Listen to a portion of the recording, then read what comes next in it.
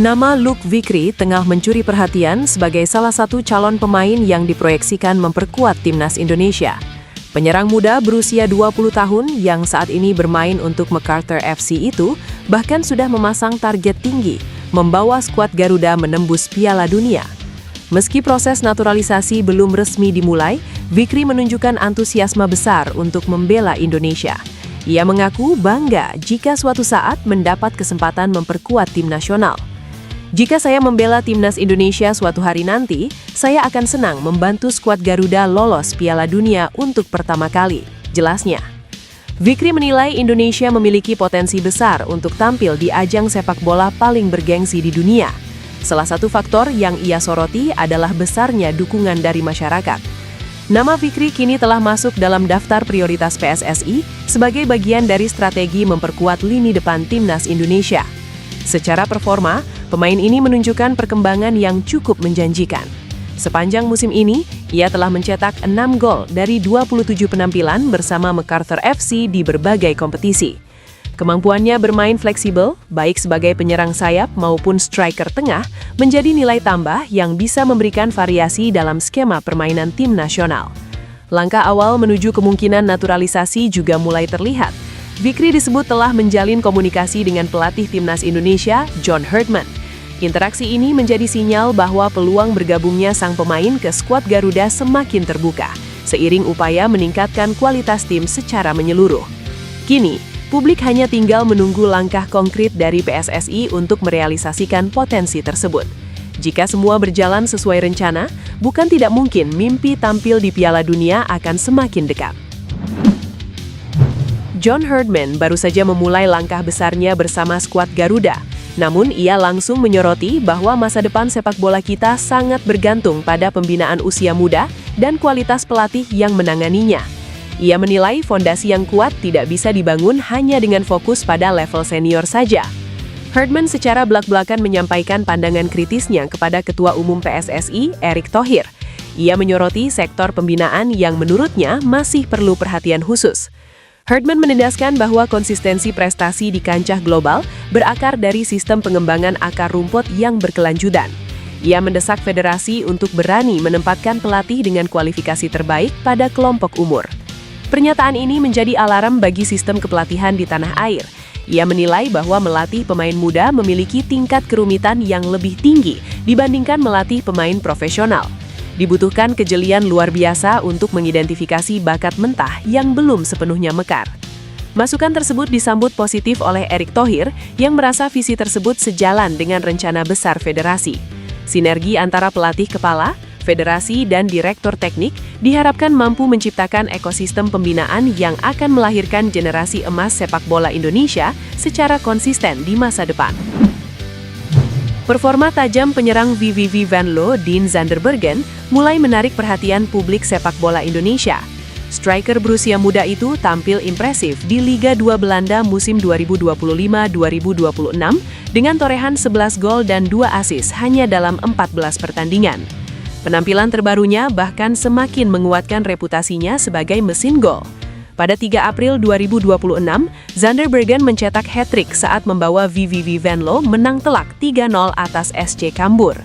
Melihat performa konsisten tersebut, PSSI dikabarkan mulai menyiapkan langkah naturalisasi untuk memperkuat lini depan timnas Indonesia. Kehadiran Zanderbergen dinilai bisa menjadi solusi atas permasalahan klasik timnas Indonesia, yakni minimnya striker tajam. Dalam beberapa pertandingan terakhir, lini depan dinilai belum mampu tampil maksimal. Ramadan Sananta yang dipercaya sebagai starter dalam ajang FIFA Series 2026 belum menunjukkan performa yang diharapkan. Kondisi ini membuat kebutuhan akan sosok penyerang produktif semakin mendesak. Menariknya, Zanderbergen tidak menutup peluang untuk membela timnas Indonesia. Dalam wawancara pada April 2025 bersama Yusa Nugraha, ia mengungkapkan antusiasmenya. Proses menuju naturalisasi tampaknya bukan sekedar wacana. Kini, publik hanya menantikan realisasi dari rencana tersebut. Pemanfaatan pemain keturunan seperti Zanderbergen dinilai bisa menjadi solusi instan sekaligus strategis untuk memperkuat timnas Indonesia di level Pelatih Timnas Indonesia U17 Kurniawan Dwi Yulianto menilai timnya menunjukkan progres positif menjelang ASEAN U17 Championship atau Piala AFF U17 2026 meskipun belum meraih hasil maksimal dalam sejumlah uji coba internasional. Turnamen ini akan bergulir di Gresik dan Sidoarjo pada 11-23 April.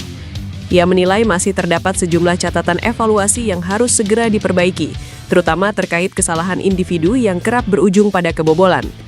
Menurut Kurniawan, kesalahan di tingkat individual sudah tidak boleh terjadi apabila para pemain Timnas U17 ingin bersaing di level Asia.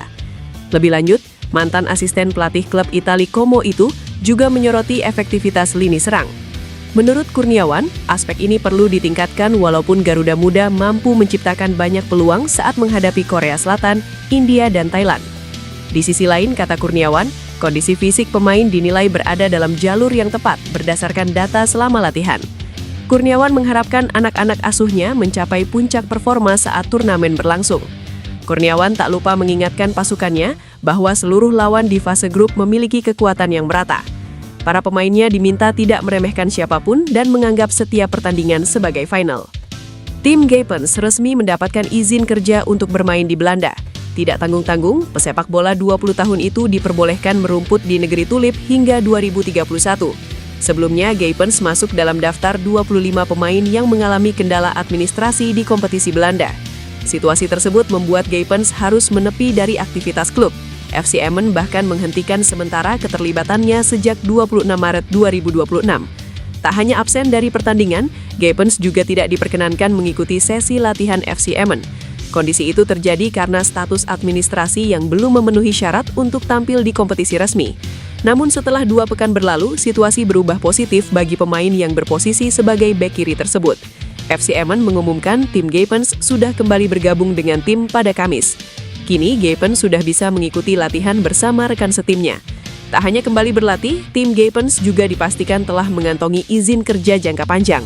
Izin kerja tersebut disebut berlaku hingga 5 tahun ke depan atau hingga 2031. Kembalinya tim Gapens tentu menjadi angin segar bagi sang pemain. Kabar itu juga bakal membuat pelatih Timnas Indonesia John Hartman bahagia. Bila Gapens memutuskan pindah ke klub lain di Belanda, sang pemain tidak akan terkendala izin kerja. Pelatih Timnas Indonesia John Hartman dijamin tengah bahagia saat ini, sebab penyerang yang berpotensi membela Timnas Indonesia suatu hari nanti, Dian Zandenbergen, tengah on fire bersama sang klub VVV Venlo.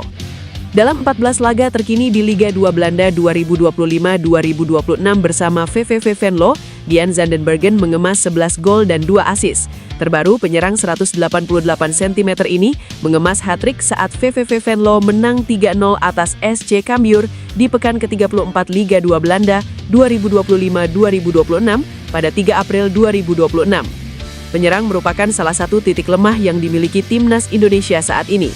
Ramadan Sananta yang dipercaya sebagai starter di 2 laga Timnas Indonesia pada FIFA Series 2026 bermain di bawah standar. Di saat bersamaan, Dian Zandenbergen terbuka membela Timnas Indonesia. Medio tahun lalu, Dian Zandenbergen mengaku sudah dihubungi PSSI. Ia sudah berbicara dengan agen yang biasa mendekati pemain keturunan untuk diproses naturalisasi menjadi WNI, Fardi Bahdim. Menarik menanti apakah PSSI serius mendatangkan Dian Zandenbergen atau tidak. Apakah Dian Zandenbergen sosok tepat untuk menjadi penyerang andalan Timnas Indonesia? Jika PSSI serius, Dian Zandenbergen paling cepat membela Timnas Indonesia pada Juni 2000. Wajah sepak bola Asia Tenggara resmi bersalin rupa. Kehadiran FIFA ASEAN Cup 2026 bukan sekadar turnamen baru, melainkan sebuah hadiah mewah bagi Timnas Indonesia.